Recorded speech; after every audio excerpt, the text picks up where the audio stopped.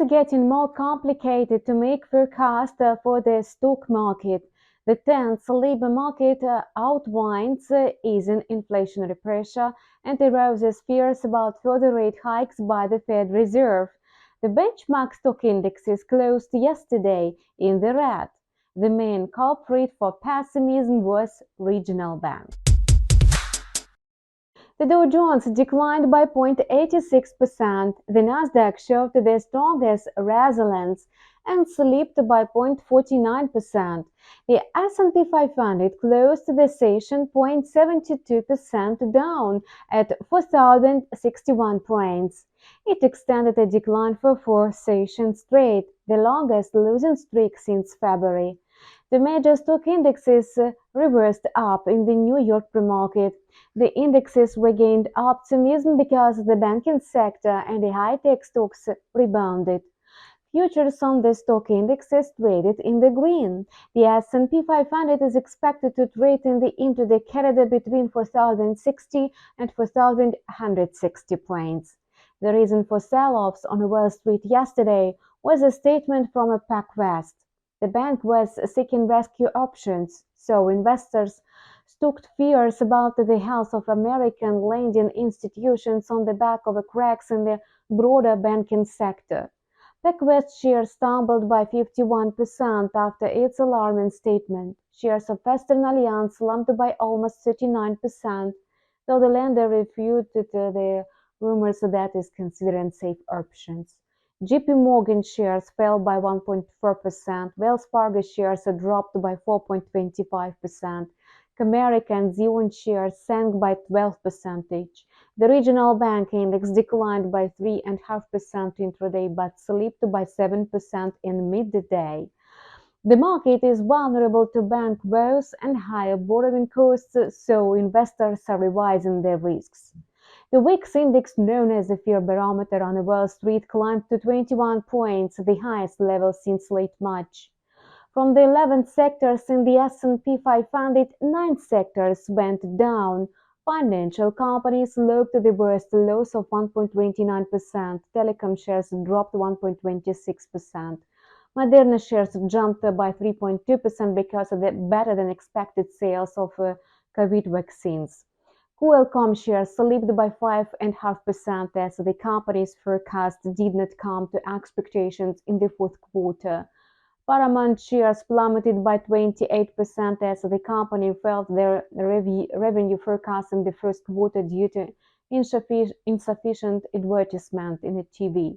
On a Friday, futures on the U.S. stock indexes gained ground because upbeat Apple's results showcased the resilience of corporate earnings despite a slowdown in the U.S. economy, and the high-tech giant again proved its merits. Apple amazed investors with robust iPhone sales despite the aligned global smartphone market. As a result, its shares rose by 4% in the pre-market today. iPhone sales grew by 1.5% to the worth of $51.3 billion, defying the forecast of a 3.3% decline. Global smartphone deliveries contracted by 13% in the first quarter. Apple shares outpaced most Wall Street shares in 2023, having increased by 28% since the beginning of the year. Thanks to solid balances, high-tech giants are the shelter for stock investors. That's why the S&P 500 has been immune to bank jitters. The S&P 500 has grown by almost 6% this year, whereas the bank sub-index and the index of regional banks lost 17 and 31% respectively.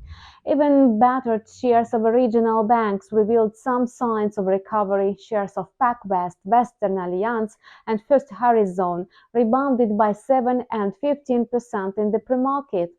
At the present, investors are wondering whether wild moves of bank stocks are caused by short selling but not by deposit withdrawals. The question is whether regulators will be able to settle the issue. Wall Street and analysts called on financial watchdogs to reinforce protection of bank deposits and introduce other support measures. The crisis could be stemmed only through the environment of regulators. Stock investors are discouraged by the robust labor market. Despite the hopes for cooling down, the US economy again looked at strong employment. Confronting the consensus of the US public and private sectors unexpectedly added to 253,000 jobs in April, much higher than the expected 180,000 jobs. The actual reading is 88,000 higher than 160,000 jobs created in March. Strong employment is recorded in the services sector, healthcare, leisure, and hospitality sectors. The data for April is considerably stronger than the average employment growth. Besides, the unemployment rate in the US inched down to 3.4% in April, and the same rate as in January that corresponds to the lowest level in 50 years. Analysts had projected a higher reading of 3.6%. In addition, average hourly earnings suddenly grew to 0.5% from a 0.4% in March, though analysts had projected a flat reading. The annual figure also surpassed expectations and rose to 4.4%, whereas the market had expected 4.2%. The participation rate also came in better than expected. Despite such robust hiring, the US stock indexes gave a muted response. The index found strong support from high-tech stocks, oil companies, and a recovery in bank shares. Lyft shares stumbled by 14% after the company presented another soft forecast for the second quarter because price cuts to compete with its larger rival Uber affected the margin. Remarks from Fed policymakers, namely Lisa Cook and James Bullard, will complement the overall picture today, as they will shed light on the Fed's agenda. They will speak in the light of the available employment data. So, this stance could influence market sentiment.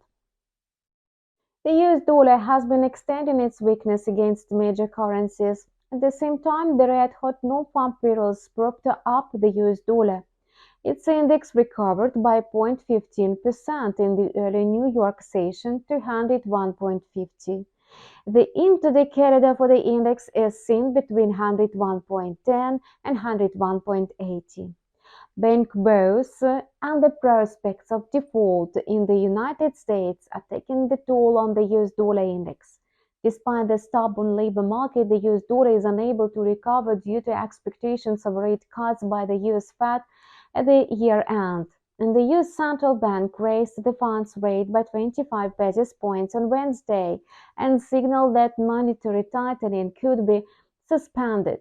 Jerome Powell certainly cited high inflation and said that the Fed would rest its decisions on incoming data. Still, the market is already pricing in the pause.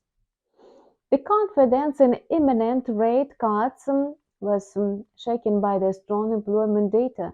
Indeed, robust hiring could encourage high inflation. The US dollar index rose by 0.3% in the light of the non-farm payrolls but failed to sustain the rally. Now, the market supposes that the rate hikes on Wednesday was the final step in aggressive monetary tightening that lasted for 13 months. A litmus test will be the resolution of the bank crisis and clarity about the debt ceiling. Besides, the US dollar could find support today from the Fed speakers. Meanwhile, the Canadian dollar asserted its strength today. The loonie gained 0.5% intraday to trade at 1.3464 against the greenback. The USD CAD pay is likely to trade in the corridor between 1.3390 and 1.3520. The employment situation in Canada is similar to the one in the United States. The labor market is resilient. It means that the Bank of Canada could reconsider a pause in the cycle of rate hikes. The Canadian economy created 41,400 jobs in April, more than twice higher than the 20,000 expected new jobs. Such robust employment occurred because of the growth in part-time jobs for the first time since October 2022. The jobless rate in Canada remains at 5% for 5 months in a row, close to record low of 4.9%, reported in June and July of 2022. The loonie also strengthened on the back of a rebound in oil prices. Despite intraday gains on Friday, both benchmark rates will close with the losses for the third week straight. Brent crude is expected to close the week 6.5% down. WTI could incur a heavier losses of 8%. The crypto market has been unaffected by bank jitters and the strong non-farm payrolls thanks to the optimism in the high-tech sector. Following the labor market data, Bitcoin slipped to 28,800 but recovered to $29,000 shortly after. Popular altcoins are trading higher like the flagship crypto. Ethereum, Solana, Ripple and Binance have grown by 0.8 and 2% today. Despite the stubborn inflation and the healthy labor market, cryptocurrencies are enjoying the direct correlation with Nasdaq. Crypto investors cheered good news for the industry. Shares of the crypto exchange Coinbase surged by 8% because the company reported less than expected losses in the first quarter thanks to spending cuts and diversification of its income sources. Moreover, Coinbase confirmed its commitment to the US market. It means that the crypto platform is ready to fight for this business division with the regulators. As for the intraday outlook for Bitcoin, the token is trading under pressure. It's not clear whether the price will exit the borders of the range of 28,700 to 29,200. If the borders are broken, the price could either fall to 27,900 or climb to $30,000. InstaForex team wishes you a successful final session of the week. Have a nice weekend and see you next week.